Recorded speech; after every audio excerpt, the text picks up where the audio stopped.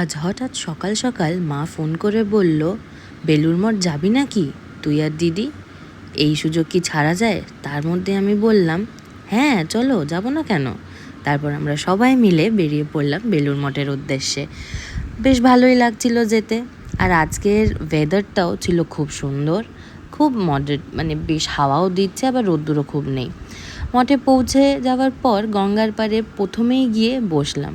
হালকা হালকা হাওয়াও দিচ্ছিল, বেশ ভালো লাগছিল, চারপাশটা খুব শান্তও লাগছিল। আর সেখানে বসে আমরা অনেকক্ষণ গল্প করলাম, হাসি মজা সব কিছু। এবার মায়েরা থাকলে স্বাভাবিক গল্প তো হবেই। অনেক ছবিও তুললাম। তারপর ভেতরে গিয়ে একটু শান্ত হয়ে বসলাম আরতির আগেই, কারণ আরতি অবধি আমরা হয়তো থাকতে পারতাম না। তখন মনে হলো মনটা পুরো শান্ত হয়ে গেল, এত চুপচাপ নিস্তব্ধ চারিদিক। কিন্তু আমি যখনই এরকম কোনো মন্দিরে যাই, জানি না কেন হঠাৎ করে আমার খুব কান্না পেয়ে যায়। মনে হয় যেন মনের ভেতরে অনেক দুঃখ চেপে রাখা আছে।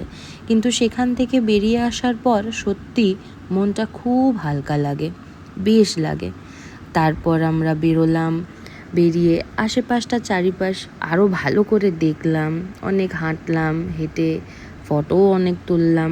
এদিক ওদিক সব দেখে টেকে শেষমেশ ঘুরে বাড়ির পথে রওনা দিলাম। তোমরাও জানিও তো, তোমাদের এখন যখন এরকম কোনো মন্দিরে যাও তোমাদের সাথেও কি এরকম হয়?